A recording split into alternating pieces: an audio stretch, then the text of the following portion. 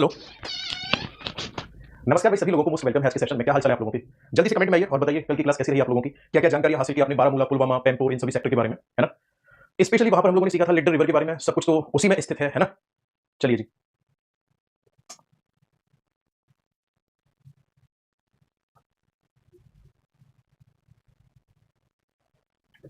हाँ जी, जैसा कि आप लोगों को अच्छे से पता है ये थोड़ा सा मैंने भी चेक नहीं किया, आगे से मैं भी ध्यान रखूंगा। ये जो नाम लिख रखा है वो अंडमान लिख रखा है, अंडमान निकोबार आइलैंड होगा बेसिकली। योगेश साहू का कमेंट आ रहा है, ये मास्टर पागल है, भगवान आपकी आत्मा को शांति दे। 2 मिनट इनके लिए मौन धारण करेंगे, फिर क्लास की शुरुआत करेंगे, है ना। आज हमारा जो मेन टॉपिक है वो यूनियन टेरिटरी और बेसिकली हिमाचल को नेग्लेक्ट करने के लिए अभी मेरे पीछे कारण था, मतलब अभी जो मैं नहीं कर रहा हूँ, क्योंकि हिमाचल स्टेट में आ जाता है तो मुझे लगा कि सबसे पहले यूनियन टेरिटरी के बारे में ही पढ़ लेते हैं, है ना। तो आप लोगों से मेरी गुजारिश है कि अंडमान निकोबार आइलैंड में शुरू करने जा रहा हूँ और इस दरमियान आप लोग तसल्ली से और इत्मीनान से अपनी पढ़ाई करेंगे। कोशिश ये करेंगे कि आप लोग इधर उधर की बातें न करें। मैंने बोला था एक बार कमेंट में ओम शांति लिखो इसके लिए, तो नहीं सुनाई दे रहा, इतनी बात नहीं मानोगे, है ना। लिखो ना, और एक काम करना, मैं आपको पढ़ाने पे ध्यान दूंगा, कोई बकवास करे कमेंट में तो खुद ही पढ़ लेना उससे, ओके। हाँ भाई, भाई एसी ऑन कर दे और पानी रखवा दे यहाँ पे। चलो जी, हेडिंग डालते हैं, है ना, टाइम खराब नहीं करते। अंडमान निकोबार, ऋषभ मेरा फोन हो चलेगा। अंडमान निकोबार, ठीक है जी। चलिए देखो ध्यान से, अगर मैं अंडमान निकोबार की बात करूंगा तो सबसे पहला पॉइंट होगा हमारा इसमें अंडमान निकोबार में। आप सभी लोगों को अच्छे से पता है कि 1956 में जब हमारे देश में राज्यों का पुनर्गठन किया गया था, तो उसी दरमियान जो अंडमान निकोबार है इसको क्या घोषित किया गया था, आपका आंसर होगा अंडमान निकोबार को यूनियन टेरिटरी घोषित कर दिया गया था। यानी कि सीधा सीधा मैं आपसे कहूंगा कि अंडमान निकोबार क्या है हमारे भारत के सापेक्ष अगर देखा जाए, तो आपका आंसर होगा अंडमान निकोबार जो है हमारे भारत के सापेक्ष में अगर देखा जाए तो ये एक यूनियन टेरिटरी यानी कि केंद्र शासित प्रदेश है। बात क्लियर है यहाँ तक? चलिए मैं लिखता हूं इसमें ये क्या है, तो आपका आंसर होगा यूनियन टेरिटरी ऑफ इंडिया है। अंडमान निकोबार जो है ये क्या है, तो आपका आंसर होगा भारत का केंद्र शासित प्रदेश है। ठीक है, क्या है हमारे भारत का केंद्र शासित प्रदेश है। आगे अगर मैं बात करूंगा तो इसी में अगला पॉइंट होगा सर इसको कब बनाया गया था, तो आपका आंसर होगा एस्टेब्लिश इन 1956, 1956 में से बनाया गया। नेक्स्ट अगर मैं बात करूंगा तो हमारे भारत के सापेक्ष अगर देखोगे आप, तो मैं इंडिया का मैप बनाता हूं यहां पे।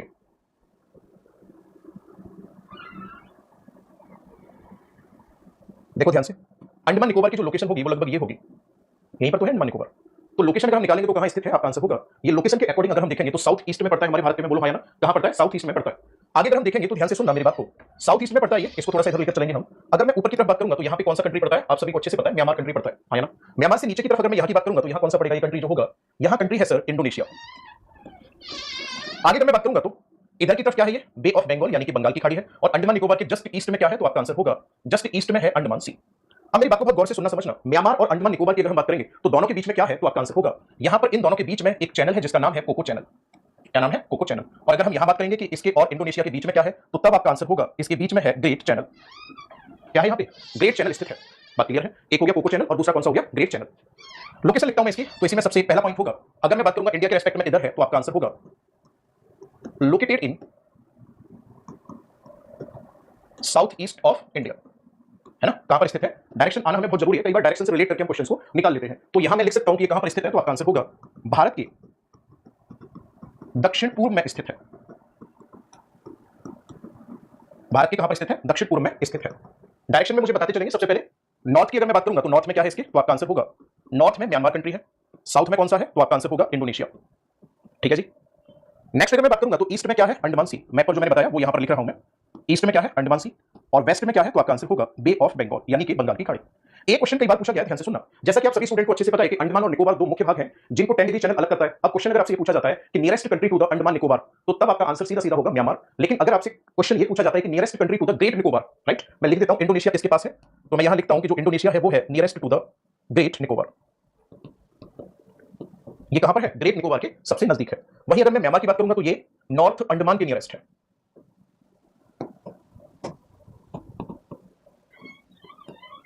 किसके नियरेस्ट है? नॉर्थ अंडमान के नियरेस्ट है। नेक्स्ट अगर हम बात करेंगे तो इसी में अगला पॉइंट होगा कि जो अंडमान निकोबार है, इस पूरे के पूरे अंडमान निकोबार को कितने भागों में बांटा गया है, तो आपका आंसर होगा अंडमान निकोबार को मुख्यतः 3 भागों में बांटा गया है। मैं लिख देता हूं यहां पे, इसे कितने भागों में डिवाइड किया गया है, तो आपका आंसर होगा Andaman Nicobar is divided into 3 part, या फिर आप बोलोगे 3 डिस्ट्रिक्ट। तो एक पॉइंट आपको ध्यान में रखना है कि अंडमान निकोबार में कितने जिले हैं, तो आपका आंसर होगा टोटल 3 जिले हैं।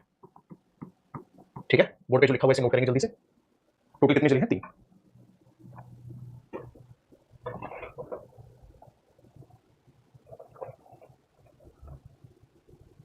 हाँ जी, और बताओ क्या हाल चाल चल रहे हैं? पढ़ाई बड़े बढ़िया चल रही है? टोटल कितने भाग हैं? टोटल है सर जी 3 भाग या 3 जिले हैं। रफ करूं इसे? चलिए, अगर मैं अंडमान निकोबार के 3 जिलों की बात करूंगा तो कौन कौन से हैं, देखो ध्यान से। सबसे पहले अगर मैं बात करूंगा तो आप लोगों को अच्छे से पता है कि जो निकोबार वाला रीजन है, उस पूरे के पूरे निकोबार को एक जिले के अंतर्गत रखा जाता है। नेक्स्ट अगर मैं बात करूंगा तो जो साउथ अंडमान है इसको एक जिले के अंतर्गत रखा जाता है। और तीसरे नंबर पे अगर मैं आपसे बात करूंगा नॉर्थ और मिडिल अंडमान की, नॉर्थ प्लस मिडिल अंडमान, इन दोनों की अगर मैं बात करूंगा तो इन दोनों को एक जिले के अंतर्गत रखा जाता है। बात क्लियर है? इतनी बात समझ आ रही है? चलिए अब ध्यान से सुनना, अगर मैं इनके हेडक्वार्टर की बात करूंगा कहां पर है, तो निकोबार रीजन का जो हेडक्वार्टर है वो है कहां पर? मलक्का में। कहां पर है ये? मलक्का। और याद रखना जो मलक्का है ये मलक्का गांव है और ये कहां पड़ता है, तो आपका आंसर होगा ये पड़ता है कार निकोबार पे। कहां पड़ता है? कार निकोबार पे पड़ता है। ठीक है जी।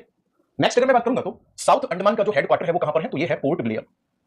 और अगर नॉर्थ और मिडिल अंडमान की मैं बात करूंगा तो इसका जो हेडक्वार्टर है वो कहां पर है? माया बंदर नामक शहर में है जो कि पड़ता है नॉर्थ अंडमान पे।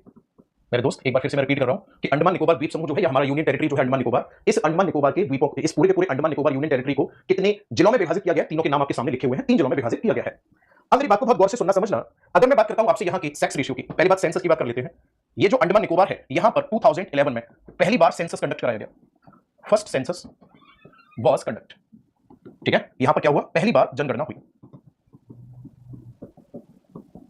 ये क्वेश्चन आप लोग याद रखोगे, आपको पहले से पता भी होगा, अभी तो मैं केवल रिवाइज करा रहा हूं आप लोगों को, क्योंकि ऑलमोस्ट ये ऐसे पॉइंट है जिनके बारे में आपको कहीं ना कहीं नॉलेज होती है। तो इस जनगणना के अनुसार यहां पर सेक्स रेशियो कितना है? 2024 का बता रहा हूं मैं, ये तो 2011 में जनगणना हुई और ये जो हम डेटा लिख रहे हैं 2024 का है। सेक्स रेशियो है यहां का 876 पर 1000। ये तो आप लोगों को पहले से पता ही होगा कि इसका मतलब क्या होता है। इसका मतलब ये होता है कि यहां पर मेल की संख्या अगर 1000 है तो उसके रेस्पेक्ट में अगर हम फीमेल की संख्या की बात करेंगे तो फीमेल की संख्या कितनी है? 876 है। बात क्लियर है? यहां की अगर हम लिटरेसी रेट की बात करेंगे, लिटरेसी रेट का मतलब समझ में आ रहा है? यहां की साक्षरता दर की अगर हम बात करेंगे कि यहां की जो साक्षरता दर है वो कितनी है, तो आपका आंसर होगा ये है 86.63%। लगभग 86.63% जो जनसंख्या है यहां की वो क्या है? शिक्षित है। बात समझ में आ रही है? अब हम बात करते हैं कि जो ये अंडमान निकोबार आइलैंड ग्रुप है, आर्किपेलागो भी आप इसको कह सकते हो, द्वीप समूह भी कह सकते हो आप इसको, ये बना कैसे है, इसके पीछे बनने के क्या कारण है? तो मैं लिख देता हूं यहां पर ये किस चीज का एग्जांपल है, तो आपका आंसर होगा एग्जांपल ऑफ टेक्टोनिक आइलैंड। ये क्या है, तो आपका आंसर होगा ये किसका उदाहरण है, तो आपका आंसर होगा विवर्तनिक द्वीप का उदाहरण है। अब आप जो नया सीखने वाले हो वो यही सीखने वाले हो कि जो अंडमान निकोबार है इसका फॉर्मेशन आखिरकार हुआ कैसे है। मेरी बात समझ रहे हो ना? ये जो टेक्टोनिक आइलैंड है तो इसका मतलब क्या होता है टेक्टोनिक आइलैंड का? दोस्तों कोई भी ऐसा आइलैंड जो कि जिसका निर्माण हुआ है किसके कारण? एंडोजेनेटिक फोर्स के कारण। एंडोजेनेटिक फोर्स का मतलब पृथ्वी की आंतरिक शक्तियों के कारण। आप अगर इस चीज को ग्लोब पर समझने की कोशिश करोगे, सॉरी अर्थ को अगर हम मान लेते हैं कि ये लगभग हमारी अर्थ है, तो ध्यान से सुनना, यहाँ पे क्या होगा सर? यहाँ पे ये हमारी अर्थ की क्रस्ट हो जाएगी, है ना? और आपको अच्छे से पता है कि फिर यहाँ मैग्मा भी भरा हुआ है ना? तो सर हमारी अर्थ के अंदर जो जियोथर्मल एनर्जी पाई जाती है, मैं बहुत शॉर्ट में डिवाइड कर रहा हूं, हमारी अर्थ के अंदर यहाँ ये मैग्मा भरा हुआ है ना? चलो सर मान लिया मैग्मा भरा हुआ है। ये जो अर्थ के अंदर मैग्मा भरा हुआ है ये लगातार मूव करता है, ऐसा हम प्लेट टेक्टोनिक थ्योरी में पढ़ चुके हैं, है ना? ध्यान से सुनना, अगर मैं बात करूंगा इसमें इन्हीं मैग्मा मूवमेंट के कारण यहां इंटरनल फोर्स अप्लाई होता है, और जब इंटरनल फोर्स अप्लाई होता है तो कई बार ऐसा होता है कि ये चट्टानें ऊपर की तरफ उड़ जाती हैं। इन चट्टानों की अब मानकर चलो आप, ये जो हमारी क्या नाम है अर्थ की सरफेस हमने बना रखी है, यहां मान लेते हैं कि ये जलीय भाग है, ऐसा कुछ नहीं जलीय भाग है, यहां पानी भरा हुआ है, नीचे की तरफ से फोर्स अप्लाई हुए तो यही ऊपर की तरफ उड़ गया। सिंपल सी बात है, यही क्या हुआ? ऊपर की तरफ उड़ गया, और जब ऊपर की तरफ उड़ गया तो हमने इसको आइलैंड नाम दे दिया। यानी कि टेक्टोनिक आइलैंड का मतलब क्या हुआ? अगर आप इस बात को समझने की कोशिश करोगे तो मैं यहां सीधा सीधा लिखूंगा, इसका मतलब है इसका फॉर्मेशन किससे हुआ है? Formation caused by plate movement and endogenetic force. ठीक है जी, किसके कारण? एंडोजेनेटिक फोर्स के कारण। मैं लिख देता हूं निर्माण आंतरिक बल। एंडोजेनेटिक नहीं समझ में आ रहा ना, कोई ऐसा ये बवाल नहीं है, इंटरनल फोर्स लिखोगे चलेगा। आंतरिक बल और प्लेटों की गति से हुआ है।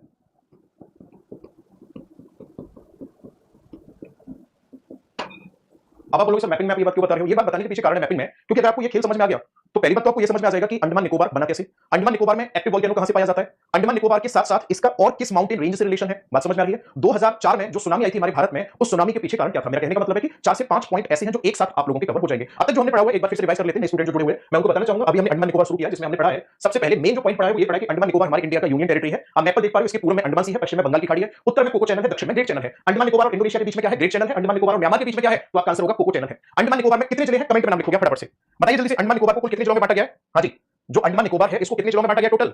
कमेंट करिए फटाफट से, मैं जब तक डायग्राम बनाता हूं। हाँ जी,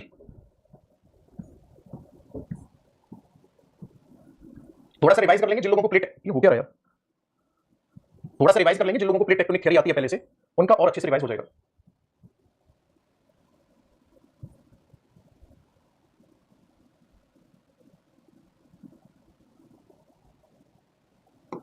अगर एक्चुअल में देखा जाए तो ये पूरा का पूरा जो भाग आप देख रहे हो ना, इसका नाम क्या है? तो आपका आंसर होगा, इस पूरे के पूरे भाग का नाम है इंडियन ओशियन। मैं लिख देता हूं, ठीक है जी, कोई दिक्कत ही नहीं है। क्या नाम है इसका? Indian ocean. आगे अगर मैं बात करूंगा तो ये दोनों टेक्टोनिक प्लेट अलग अलग हैं। आगे बात समझ में, नाम क्या क्या है इनके? जो ये येलो कलर की प्लेट है इसकी अगर मैं बात करूंगा तो इस प्लेट का, अभी रुक जा, इतने में तो भूकंप आ जाएगा। ये येलो कलर की जो प्लेट है इसका नाम क्या है, तो आपका आंसर होगा, इसका नाम है मेरे दोस्त इंडियन प्लेट। अब सोच कर देखो कौन सी प्लेट का कमाल रहा होगा, बताओ जल्दी से कमेंट करो। ऐसी कौन सी प्लेट होगी जिसने इतना बड़ा कारनामा कर दिया होगा। पहली बात तो जो प्लेट इंडियन प्लेट से टकराई वो प्लेट, ध्यान से सुनना, राहुल का कमेंटर है यूरेशियन प्लेट, पागल हो गया है। यूरेशियन प्लेट के कारण बना था हिमालय माउंटेन, है ना, जो कि बहुत ऊपर है। अभी यहाँ वर्ल्ड मैप बनाएंगे उसमें डिस्कशन करेंगे, ठीक है। यूरेशियन प्लेट नहीं है, गलत बात नहीं, ये तो इंडियन प्लेट है। और अगर इस प्लेट की आप बात करोगे तो इसका नाम है बर्मी प्लेट, और ये अपने आप में एक माइनर प्लेट है, ठीक है जी। कौन सी प्लेट है, बर्मी प्लेट। होता क्या है सर, अर्थ के अंदर 100 किलोमीटर की गहराई में ये मैग्मा भरा हुआ है पूरा का पूरा, बहुत अच्छी बात है सर। इस मैग्मा में मूवमेंट क्रिएट हुआ, और जब इस मैग्मा में मूवमेंट क्रिएट हुआ तो कन्वेक्शनल करंट का ही तो फॉर्मेशन होता है। कन्वेक्शनल करंट का फॉर्मेशन होने की वजह से ये दोनों की दोनों प्लेटें एक दूसरे से कोलाइड कर गई, और जब इन दोनों प्लेट में कन्वर्जेंट हुआ तो इनके कन्वर्जेंट से जो हिंद महासागर है, इस हिंद महासागर वाले क्षेत्र में ये स्ट्रक्चर यूं ऊपर की तरफ ऐसे यूं उठता चला गया। आगे बात समझ में, ये यहां पर 3 भाग उठे, और जब ये 3 भाग उठे तो इसको क्या कहा गया, नॉर्थ में जो पार्ट उठा इसे कहा गया रखाइन माउंटेन या रखाइन रेंज, इसे कहा गया अंडमान। और रखाइन रेंज सुना है आप लोगों ने, रखाइन रेंज का नाम, तो जी रखाइन रेंज का नाम सुना है। और ये वाली जो रेंज बनी इसका नाम था मैंटावाई रेंज। ध्यान से सुनना, जब ये तीनों दोनों की दोनों प्लेट टकराई, बर्मी प्लेट और इंडियन प्लेट, तो इसका इंपैक्ट क्या देखने को मिला, इंपैक्ट ये देखने को मिला कि इंडिया में तो बना क्या, अंडमान निकोबार। म्यांमार में इसका फॉर्मेशन हुआ रखाइन रेंज का, और इंडोनेशिया में किसका फॉर्मेशन हुआ, तो आपका आंसर होगा इंडोनेशिया में बनी थी मैंटावाई रेंज। अब इसी को ना वर्ल्ड मैप पर देखो तो पूरा प्रॉपर समझ में आएगा कि हम कहां की किधर की कौन सी बात कर रहे हैं, है ना। इसको थोड़ा सा छोटा कर लेते हैं, ओके।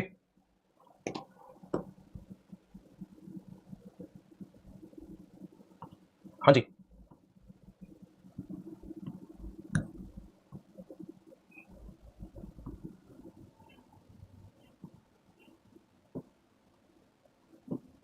ये कंडीशन है। अब मेरी बात को बहुत गौर से सुनना समझना, यहां से यूं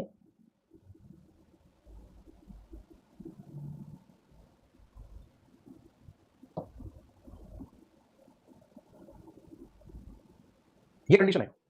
अब आप कहोगे क्या मतलब किया, जो आप पूरा का पूरा एरिया देख पा रहे हो ना, ये पूरा एरिया, इसे नाम दिया जाएगा सर इंडियन प्लेट।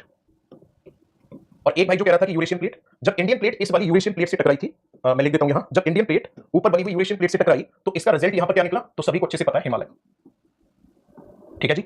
अच्छा, ये वाली जो प्लेट है ये ऑस्ट्रेलियन प्लेट है, इसका मैं कोई लेना देना नहीं फिलहाल, मैं तो इसकी चर्चा भी नहीं कर रहा हूं। यहां पर जो ये वाली प्लेट आपको दिखाई दे रही है, ठीक है, जो ये वाली प्लेट, ये तो ऑस्ट्रेलियन प्लेट, इसको तो अलग करूंगा, ये माइनर प्लेट है, इसी का नाम है बर्मी प्लेट। मेरा कहने का मतलब है कि यहां पर इस टाइप से कुछ कोलिजन हुआ, और जब ये कोलिजन हुआ तो इसका रिजल्ट आपके सामने है, मैंने यहां पे लिख दिया, ये वाला कोलिजन यहां पे हुआ है। आगे बात समझ में। अब ये जो कोलिजन हुआ इसका रिजल्ट क्या निकला, वो चीज मैं यहां लिख रहा हूं। सबसे पहला रिजल्ट क्या निकला, ध्यान से सुनना, माउंटेन लाइक स्ट्रक्चर फॉर्म्ड।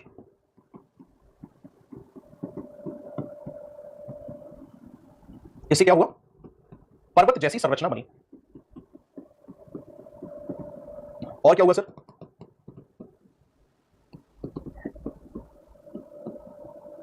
है ना, और हुआ ये अंडमान निकोबार बना।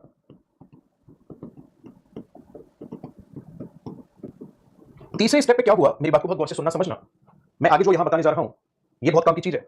इसी इन दोनों प्लेट के किनारे के सहारे सहारे यहां पर एक वॉल्केनिक आर्क का फॉर्मेशन हुआ। क्या बनी, एक वॉल्केनिक आर्क बनी, ज्वालामुखी क्रिया, सॉरी ज्वालामुखी का एक पूरा का पूरा सीरीज बनती चली गई। तो तीसरे पॉइंट पे लिख रहा हूं मैं, क्या बना यहां पे तीसरे स्टेप में, तो आपका आंसर होगा वॉल्केनिक चेन फॉर्म्ड। यहां पर एक ज्वालामुखी श्रृंखला बनी। तो हमारे भारत में कौन सा ज्वालामुखी आया इसी के अंतर्गत, तो आपका आंसर होगा इसी के अंतर्गत हमारे भारत में जो ज्वालामुखी बना वो ज्वालामुखी कहलाया बैरन आइलैंड, ठीक है, बैरन द्वीप। और ये कैसा ज्वालामुखी है, तो आप बोलोगे सर ये अपने आप में एक एक्टिव वॉल्केनो है, एक सक्रिय ज्वालामुखी है। हमारे भारत का क्या है, ये एक एक्टिव वॉल्केनो है, एक सक्रिय ज्वालामुखी है, कोई दिक्कत तो नहीं यहां पर। साथ ही साथ हमारे इंडिया में नारकुंडम नाम से एक वॉल्केनो बना जो डोरमेंट वॉल्केनो है, मतलब कभी कभी फटने की उम्मीद रहती है इसकी, ये डोरमेंट वॉल्केनो है, यानी कि प्रक्षुब्ध ज्वालामुखी बना। आगे बात समझ में, कैसा ज्वालामुखी बना, प्रक्षुब्ध ज्वालामुखी। इसके बाद अगर मैं बात करूंगा तो यहां पर एक और नई चीज देखने को मिली, मड वॉल्केनो। मड वॉल्केनो का मतलब समझ में आता है, मड वॉल्केनो का मतलब होता है गर्म कीचड़ बाहर आना। मड वॉल्केनो का फॉर्मेशन हुआ। तो अगर आपसे पूछा जाता है कि हमारे भारत का एकमात्र सक्रिय ज्वालामुखी कौन सा है, आपका आंसर क्या होगा, अंडमान निकोबार है। बात समझ में आ रही है। और जो मड वॉल्केनो हमारे भारत में बना, ये मड वॉल्केनो की अगर मैं बात करूंगा तो ध्यान से सुनना, ये मड वॉल्केनो, ध्यान से सुनोगे आप, बारातांग द्वीप का नाम सुना है आप लोगों ने, है?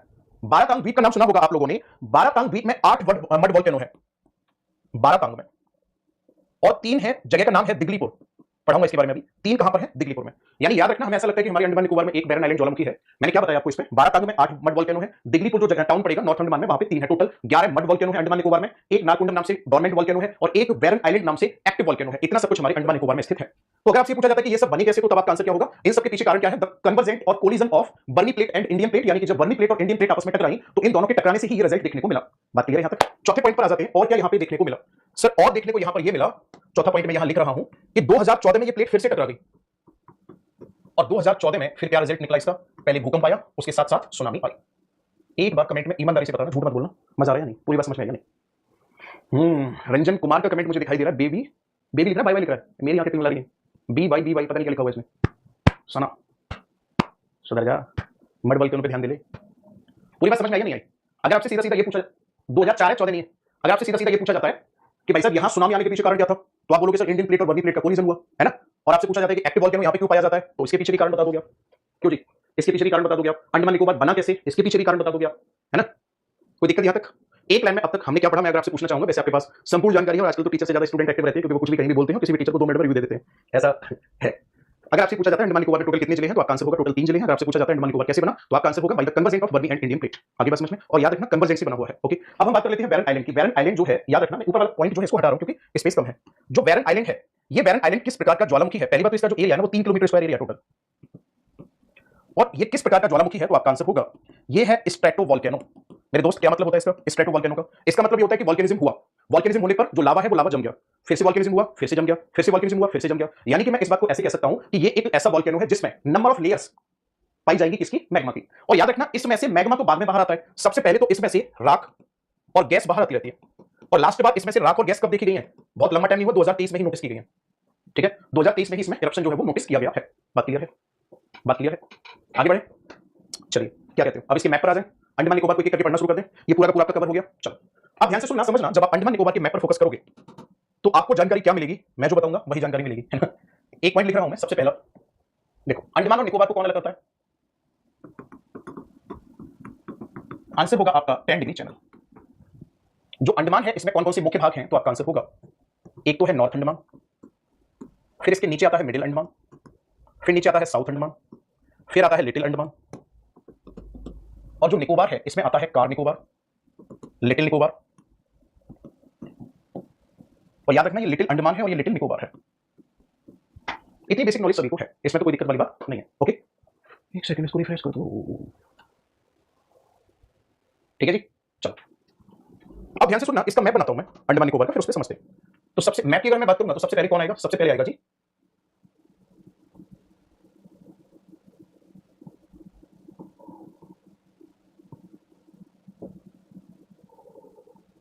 यार, ये तो यही बन पा रहा है, कोई ना इसको छोटा कर देता हूं।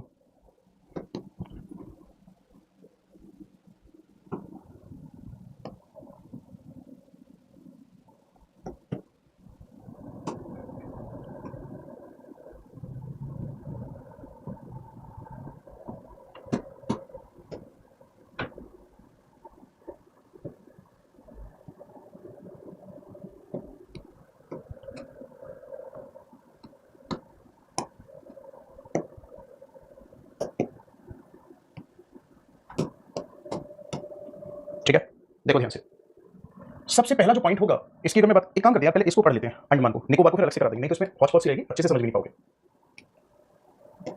ये वाला जो पॉइंट है इसका नाम है नॉर्थ अंडमान, इस वाले का नाम है मिडिल, इसका नाम है साउथ, और इसका नाम है लिटिल। ठीक है, गौर से सुनना मेरी बात को जो मैं बताना चाह रहा हूं आपको। सबसे पहली बात, ये सब कुछ जो आप देख रहे हो ना, इसके ऊपर भी एक आइलैंड है यहां पे, और सबसे ऊपर जो आइलैंड है इसका नाम है लैंडफॉल आइलैंड। यूपीएससी में एक बार इसके ऊपर क्वेश्चन लिखने को आया।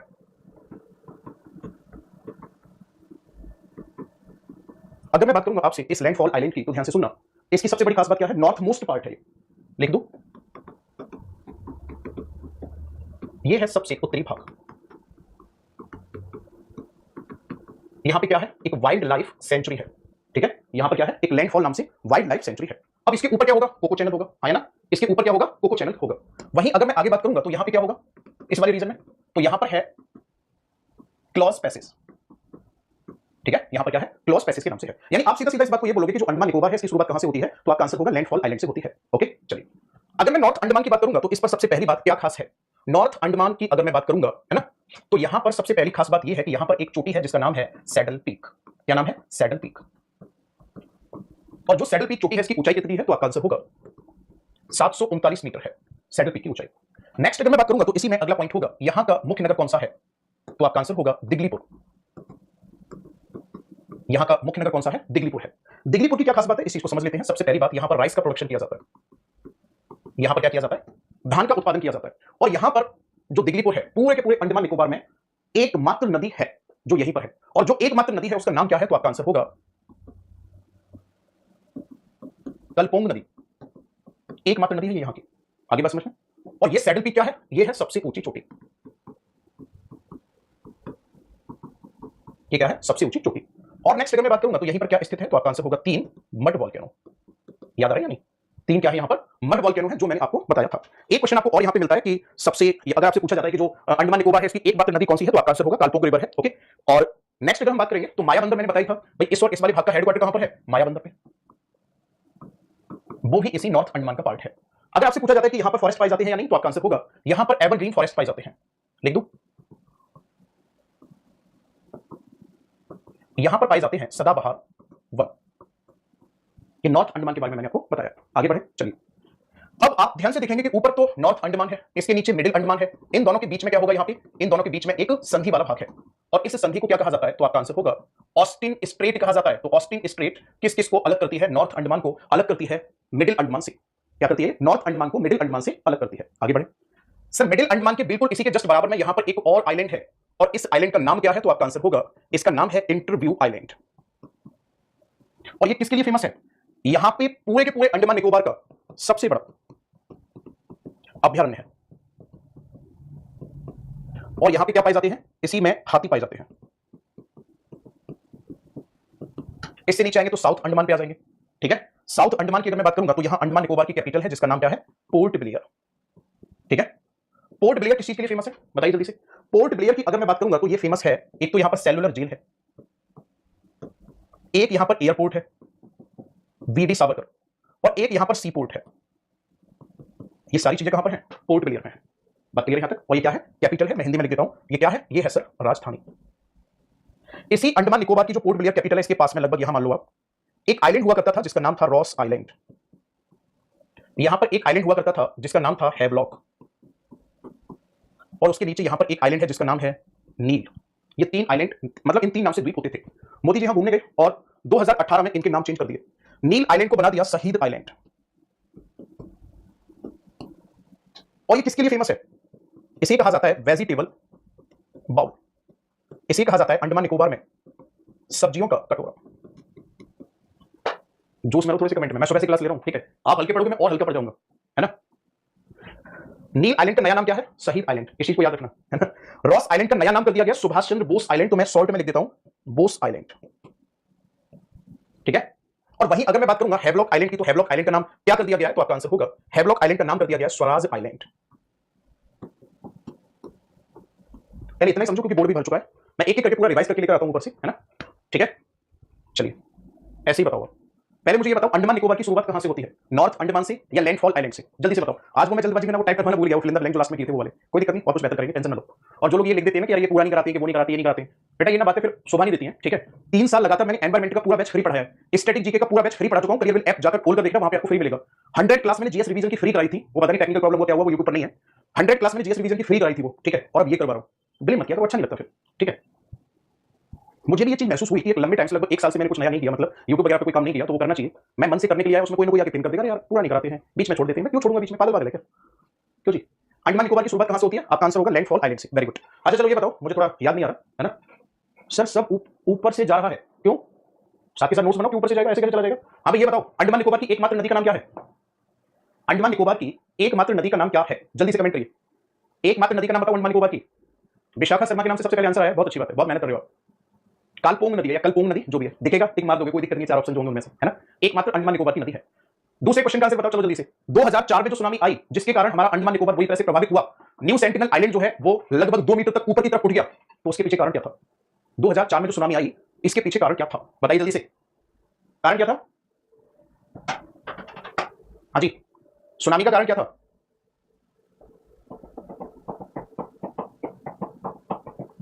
अरे कौन कौन सी प्लेट टकराई थी यार, वो अभी कमेंट कर रहे हैं कि प्लेट टेक्टोनिक थ्योरी कारण था। प्लेटों का नाम बताना है आपको जब भी मैं ऐसा क्वेश्चन पूछूंगा, ठीक है? अभी मैंने क्या बताया, एक आइलैंड हुआ करता था रॉस आइलैंड, एक मैंने बताया एक आइलैंड हुआ करता था Swaraj island, sorry Havelock island, और एक हुआ करता था नील आइलैंड। ठीक है जी, यही बता रहा था मैं। सर इसके साथ पता है क्या कहानी जुड़ी हुई है? पहली बात तो इसका नया नाम हो गया बोस आइलैंड, इसका नाम हो गया स्वराज आइलैंड, और इसका नाम हो गया शहीद आइलैंड। द्वितीय विश्व युद्ध के दौरान जब वर्ल्ड वॉर सेकंड चल रहा था, जापान के कुछ सैनिकों ने रॉस आइलैंड पर अधिकार कर लिया था, वो तो अंग्रेजों ने फिर उनको भगा दिया था जापानियों को, ठीक है? तो इसके एक हिस्से पर मैं लिख देता हूं विश्व युद्ध, विश्व युद्ध सेकंड के समय किसने अधिकार कर लिया था? आपका आंसर होगा जापान का कुछ समय अधिकार रहा। तो यहां ना बंकर बन रखे हैं जापानियों के बनाए हुए, तो लोग उन्हें जब यहां घूमने जाते हैं तो इनको देखते हैं, मतलब एक टूरिस्ट प्लेस है। हैवलॉक आइलैंड की अगर मैं बात करूंगा तो ये सबसे ज्यादा किस चीज के लिए फेमस है? हैवलॉक आइलैंड पर जब कभी भी कोई घूमने जाएगा तो यहां देखेगा कि सबसे ज्यादा ये फेमस है किस चीज के लिए? तो यहां पर मैंग्रोव फॉरेस्ट पाए जाते हैं, मैंग्रोव वन पाए जाते हैं। तो बोट में बैठ के वो मैंग्रोव में है ना पूरा का पूरा घूमते रहते हैं। सर प्लीज बताइए ये पूरी क्लास फ्री होगी ना? बिल्कुल फ्री होगी। और साथ ही साथ यहां क्या देखने को मिलता है? मैंग्रोव फॉरेस्ट के साथ साथ यहां पर कोरल रीफ भी देखने को मिलती है, ठीक है? मैंग्रोव फॉरेस्ट और कोरल रीफ ये दोनों ही हैवलॉक आइलैंड पर देखने को मिलती है। और यहीं पर एक और फेमस चीज है, उसका नाम है एलिफेंट बीच, इसलिए लोग घूमने जाते हैं और सबसे महंगा भी इसी को बताते हैं। नील आइलैंड को मैंने बताया कि इसको क्या कहा जाता है? सब्जियों का कटोरा कहा जाता है, ठीक है? क्या कहा जाता है इसको? सब्जियों का कटोरा। चलो भैया आगे बढ़ते हैं, तीनों क्लियर हो गए और इनके नाम तो बदले गए थे, तो आपका आंसर होगा 2018 में इनके नाम बदले गए थे। सर और आगे अगर मैं बात करूंगा तो ध्यान से सुनना, साउथ अंडमान पर एक चोटी है जिसका नाम हुआ करता था माउंट हैरियट।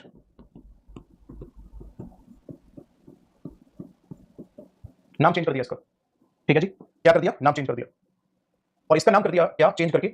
माउंट मणिपुर।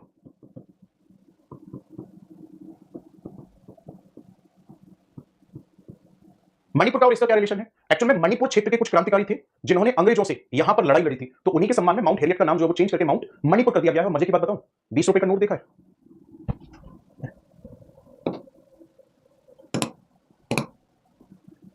ओहो कीबोर्ड ही नहीं आ रहा इसमें। 20 रुपए के कौन से नोट की बात कर रहा हूं मैं? अभी वाला नहीं, 20 रुपए का एंग्लो मणिपुर वॉर जो हुआ था उसी की बात कर रहा हूं मैं। 20 रुपए का नोट जो हल्के लाल से रंग का आता है वो वाला, मतलब लाल कलर होता है, वो कैसा कलर होता है यार? अभी वाला नहीं, ये जो हरे से कलर का चल रहा है पुराना नोट, ठीक है? उस पर इसका फोटो है,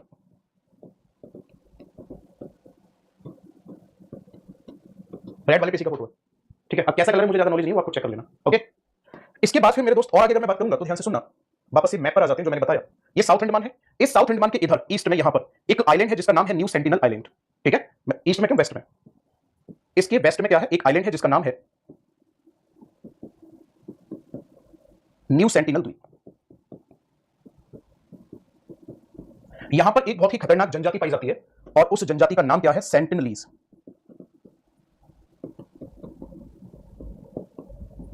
क्या किया था इन्होंने? ये इंसानी दुनिया से पूरी तरह से अलग है, ये बिल्कुल भी पसंद नहीं करते हैं कि इनकी दुनिया में कोई भी जाए और वहां जाके दखलंदाजी दे। बात समझ में आ रही है? तो यहां पे एक 2018 में अमेरिका का एक क्या नाम है व्यक्ति था जिसका नाम चाउ था, उसने अननेसेसरी इनकी दुनिया में घुसने की कोशिश की और इनसे कम्युनिकेट करने की कोशिश की, और उसका रिजल्ट ये निकला कि उसको जमीन में गाड़कर उस पर तीरंदाजी करके निशान लगाए थे, ठीक है? तो उसकी सजाई मौत कर दी थी।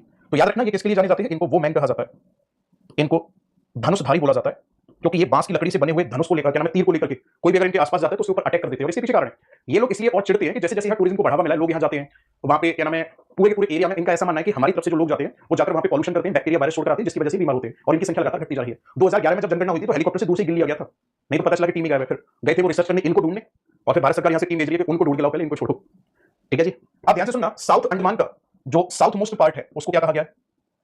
साउथ मोस्ट पार्ट को कहा गया है रूटलैंड आइलैंड। क्या कहा गया इसको? रूटलैंड आइलैंड कहा गया। मैं एक बार फिर से आ जाता हूं। अच्छा ऐसा तो नहीं ऊपर से जा रहा है कुछ?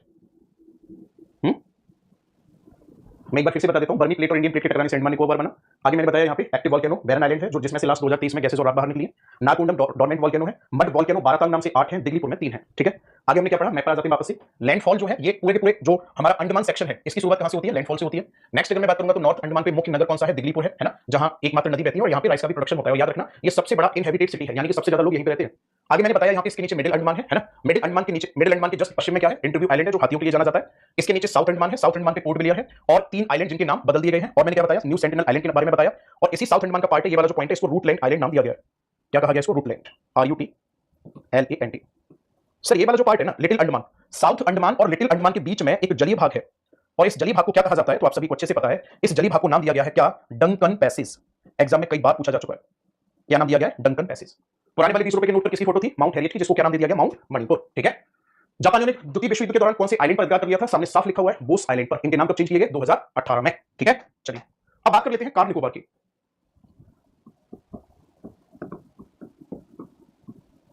कार निकोबार की अगर मैं बात करूंगा तो ध्यान से सुनना, ये लार्जेस्ट आइलैंड है। कहां का, ऑल निकोबारी आइलैंड्स। ठीक है। जितने भी निकोबारी द्वीप हैं उन निकोबारी द्वीप में सबसे बड़ा है। जो उसमें हो या नहीं, या नींद आ गई। ठीक है। नेक्स्ट अगर मैं बात करूंगा तो इस पे और क्या खास बात है कार निकोबार पे, यहां पॉपुलेशन सबसे ज्यादा है ना। अगर मैं पॉपुलेशन की बात करूंगा तो इस वाले क्षेत्र में पॉपुलेशन जो है वो सबसे ज्यादा है। इसके जस्ट नीचे आता है फिर लिटिल निकोबार, और इसको एक और नाम दिया जाता है, ऑल्सो कॉल्ड ओंग आइलैंड, है ना। क्या कहा जाता है इसको, आपका आंसर होगा ओंग द्वीप कहा जाता है।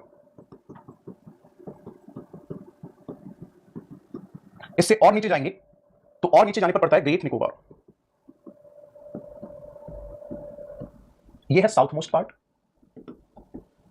ठीक है। और साथ ही साथ यहां पर हमारे इंडिया का साउथ मोस्ट पॉइंट है जिसका नाम क्या है, इंदिरा पॉइंट। क्या नाम है इसका, इंदिरा पॉइंट। अब मेरी बात को बहुत ध्यान से सुनना, 2023 में 7200 करोड़ की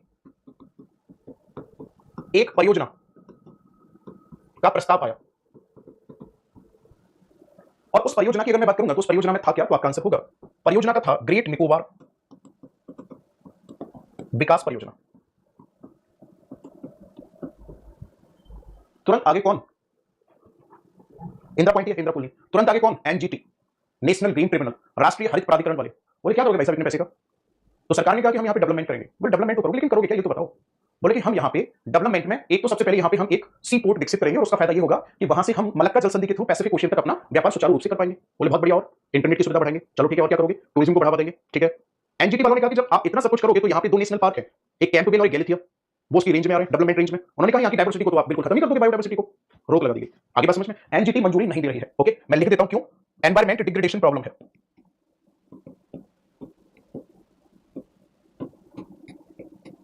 ये किसका कहना है, NGT का कहना है।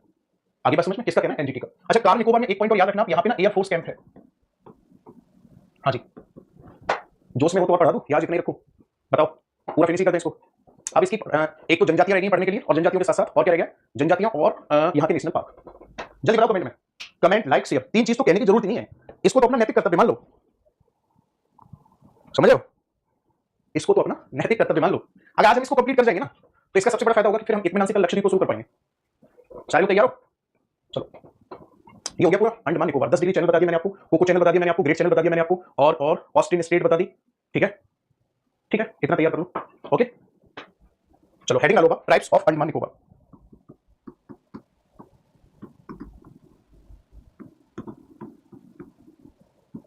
अच्छा, नाम हम लोगों ने मैपिंग का दिया है, इतना सब कुछ आपको पढ़ने को मिल रहा है, ऐसा तो नहीं लगता कि आपको कभी कभी मैप वगैरह तो आपके हाथ में भी नहीं, हमारे हाथ में। ये कैसी मैपिंग है? मेरा ऐसा मानना है कि आप मैपिंग को तभी बेहतर समझ पाओगे जब आप उसके बारे में थोड़ा पढ़ लोगे। मैं आपसे कहूं कि होनोलुलु आप अपने मैप पर चेक करो, एटलस निकालो और एटलस में चेक करो होनोलुलु कहां है।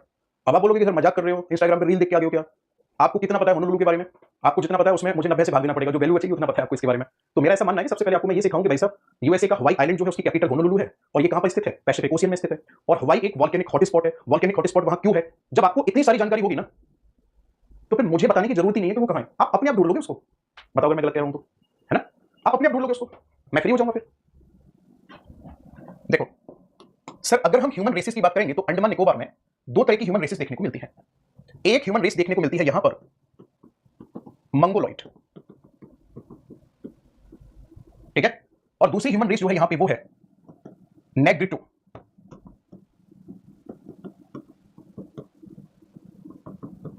दोनों में डिफरेंस क्या है पहले ये समझ लो।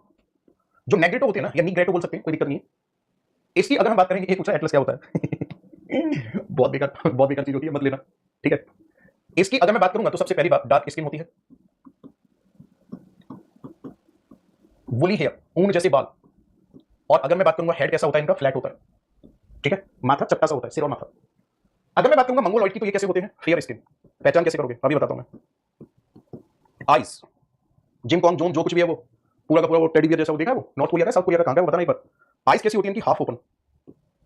बस आप समझ गए होगे। यानी कि मैं ऐसे कह सकता हूं कि ये तो होते हैं चाइनीज टाइप, और ये होते हैं अफ्रीकन टाइप। आप तो समझ गए होगे। चलिए जी, अगर मैं बात करूंगा कि मंगोलॉइड हमारे भारत में किधर से आए थे, बेसिकली मंगोलिया की तरफ रहने वाले लोग थे, तो वहां से ये दो तरीके से आए। एक तो आए तिब्बत की तरफ होकर के, कुछ ऐसा था कि इनके वंशज ऑलरेडी भूमध्य सागर के आसपास वाले क्षेत्र में रहते थे, तो वहां से हमारे भारत में आए। आगे बात समझ में। अब अगर मैं बात करूंगा अंडमान निकोबार की, तो यहां कौन कौन सी ऐसी जनजाति हैं जो इसके अंतर्गत आती हैं, तो मंगोलॉइड के अंतर्गत आती है जारवा, नेक्स्ट आती है सेंटिनल, नेक्स्ट आती है अंडमानी, नेक्स्ट आती है ओंगीज। जारवा जनजाति मुख्य रूप से कहां रहती है, तो आपका आंसर होगा नॉर्थ और मिडिल अंडमान पे। सेंटिनल आपको बताइए अंडमानी मुख्य रूप से कहां रहते हैं, तो आपका आंसर होगा अंडमानी जो है ये अंडमानी, और इसी में अच्छा हिंदू अलग से लिख दूंगा, अंडमानी जो है ये क्या नाम है, इस पर रहते हैं आपके पोर्ट ब्लेयर के आसपास, यानी कि साउथ अंडमान। और जो ये ओंगिस हैं ये कहां पर रहते हैं, तो आपका आंसर होगा ये रहते हैं भाई साहब आपके लिटिल अंडमान के आसपास। और इन मंगोलॉइड ने निग्रेटो को ऊपर बढ़ने नहीं दिया। यहां पे कौन कौन सी जनजाति आती है, तो एक तो आती है निकोबारी, और दूसरी आती है निकोबारी के बाद में और कौन सी आती है, भूल गया यार मैं, बताओ। एक निकोबारी और एक सौंपिन।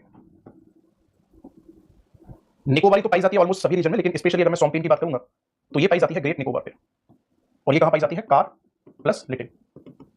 तो अंडमान निकोबार के टोटल जनजाति समूह कितने हुए, काउंट कर लेते हैं सर। पहला, दूसरा, तीसरा, चौथा, ये पांचवा और ये छठवा। मोस्ट पावरफुल एंड डेवलप्ड जनजाति या सबसे बड़ी जनजाति अगर आपसे पूछी जाती है, तो सबसे बड़ी जो जनजाति है वो कौन सी है, मैं इसलिए देता हूं हाईएस्ट ट्राइब, अंडमानी जो है वो सबसे बड़ी जनजाति है। ठीक है, 5 मिनट की क्लास हो रहा है, फिर हम लोग लास्ट सेक्शन बचा हुआ इसके, उसके बारे में पढ़ लेते हैं, अंडमान निकोबार के नेशनल पार्क के बारे में। यहां तक पूरा क्लियर है। अब चाहे आपसे ये पूछ ले कि अंडमान निकोबार में ह्यूमन रेसिस पे क्वेश्चन बना के पूछ ले, फोड़ दोगे उसको, कोई दिक्कत नहीं है ना। चाहे आपसे ये पूछ ले कि जो अंडमान निकोबार में कौन कौन सी जनजाति पाई जाती है, तब भी तोड़ दोगे, कोई दिक्कत नहीं है। दोनों तरीके से मैंने आपको बता दिया। अंडमानी जो है वो हाईएस्ट लार्जेस्ट, जो भी लिखना चाहोगे काम समझाने का। मेरी इंग्लिश में मत जाना, मेरी इंग्लिश उतनी अच्छी है जितनी कपिल शर्मा की है ना, उसकी वीडियो वगैरह में आपने देखी होगी, इतनी आती है मेरे को, और वो भी अभी सीख गया हूं थोड़ी बहुत। एडिनालो national park of Andaman Nicobar. अब छोटे मैप से काम चल जाएगा। नाम बता दूं एक बार,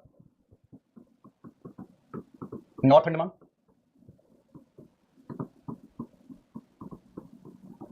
middle Andaman, south Andaman, little Andaman. Next अगर मैं बात करूंगा तो कार निकोबार, लिटिल निकोबार,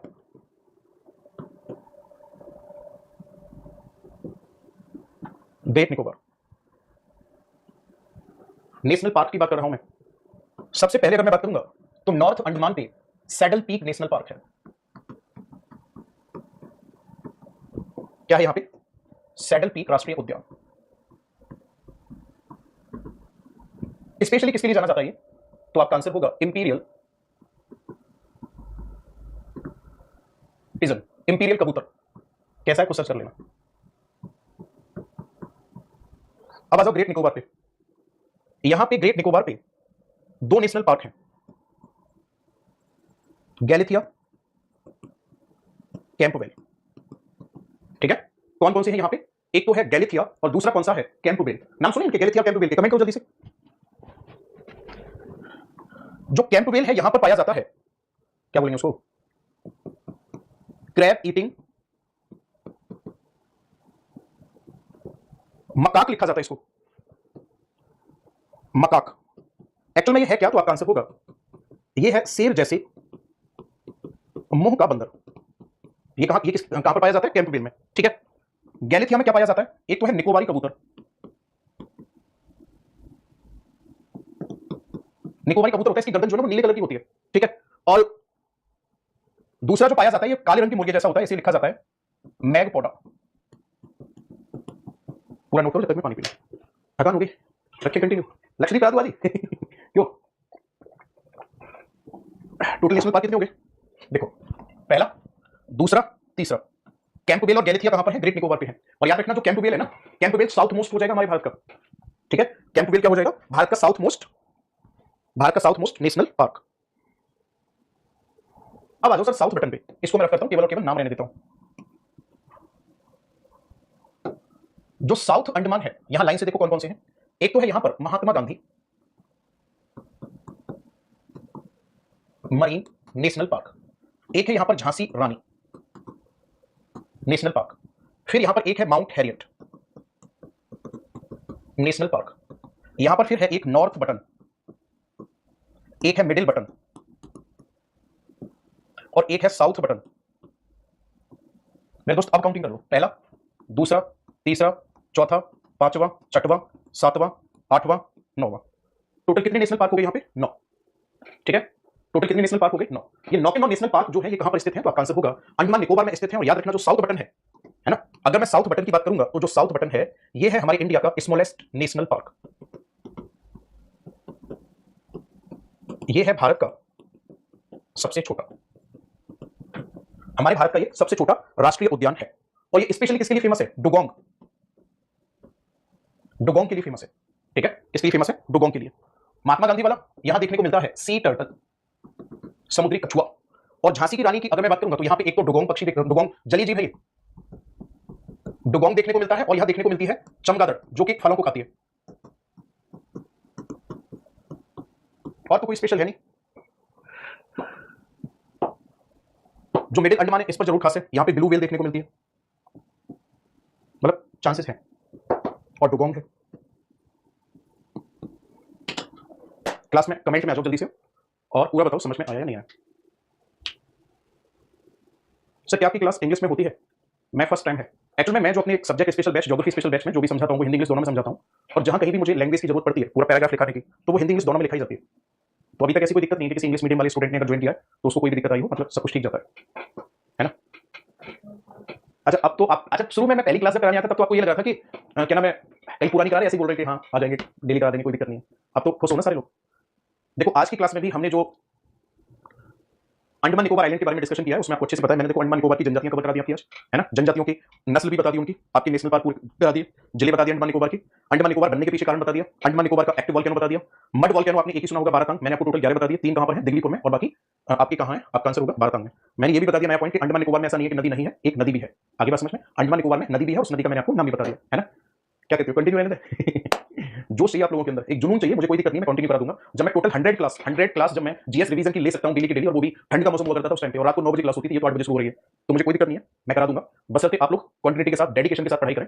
कोई भी आलतू फालतू स्टूडेंट कमेंट जो करने की कोशिश करता है तो मैं उसको कहना चाहूंगा बेटा ना, टीचर लोग ऐसे थोड़ी बन जाते हैं, पेशेंस रखना पड़ता है हमें भी अपने अंदर। तो अगर किसी को ये लग रहा है कि 2 नेगेटिव कमेंट करके वो बहुत कुछ उखाड़ लेगा तो कुछ होना नहीं है, क्योंकि आदत बन जाती है ना। तो कल का जो हमारा टॉपिक रहेगा, मैं ये सोच रहा हूं कि मैं आपको 3 स्टेट करा चुका हूं, है ना। मैं फिर कह रहा हूं स्टेट ही बोला जाता है जनरल लैंग्वेज में, क्योंकि स्टेट का इन द सेंस होता है भारतीय, राज्य का मतलब होगा वो क्षेत्र जहां भारत का शासन चल रहा है ना, या फिर आप यूं कह सकते हो इंडियन टेरिटरी। तो मैं आपको लद्दाख करा चुका हूं, जम्मू कश्मीर करा चुका हूं आपको, और एक करा दिया मैंने आपको अंडमान निकोबार। तो मैं ये सोच रहा हूं कि या तो कल हम लक्षद्वीप कर लें या फिर इसके हम एमसीक्यू क्वेश्चंस लगा लें, क्योंकि बीच बीच में एमसीक्यू क्वेश्चंस लगवाते चलेंगे।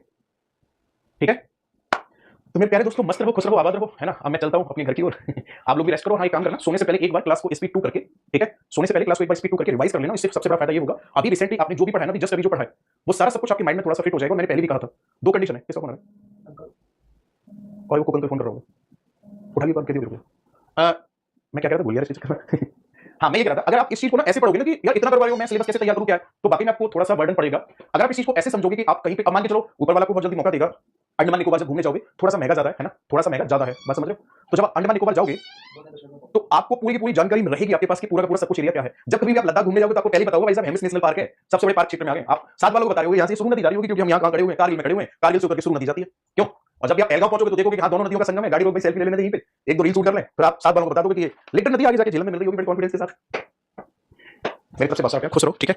और कोई नया आइडिया मेरे माइंड में आएगा तो उसको हम यहाँ पे पूरी तरह से करेंगे। और मैं बताऊं ये सारी चीजें जो ज्योग्राफिकल लोकेशन जो होती हैं ये घातक भी साबित हो जाती है। मेरे साथ ऐसा होता है, मैं 7 बालों के साथ जब घूमने जाता हूं तो वहां पे मेरा दिमाग चट्टानों पे जाता है सबसे पहले तो, कहीं भी पत्थर पत्थर पड़े हुए हैं। और मतलब मैं सच बता रहा हूं, चट्टानों में भी फोसिल्स ढूंढने की कोशिश होती है ना कि यहाँ पे कुछ है क्या वाकई में, क्योंकि कई बार ऐसा होता है कि सिविलाइजेशन में क्या हुआ कि वहां चट्टानों में जीवाश्म प्राप्त हुए, मुझे आज तक वो चट्टान दिखी नहीं तो दिमाग चला जाता है वहां पे। फिर आप जानती हो 7 बाले सुनाते हैं तेरी वाली ज्योग्राफी होगी। कल लक्षद्वीप पूरा अच्छे से, ठीक है बेट। अच्छा लक्षद्वीप की और वो और क्या नाम है योजना भी कराएंगे। एक बहुत प्यारा सा कमेंट है मोहम्मद अकबर का, अपना वेट कम करें सर। यार मुझे नहीं पता वेट क्यों बढ़ रहा है, जैसे मैं पहले था वैसे अब हूं मैं, लेकिन वेट बढ़ता ही जा रहा है ना, और उधर वॉचिंग बढ़ती जा रही है। टॉपिक पूरा हो चुका है, मन कर नहीं रहा क्लास छोड़ने का, ठीक है। कल 1000 क्रॉस करनी, वॉचिंग याद रखना, ठीक है। Thank you so much, love you all of you.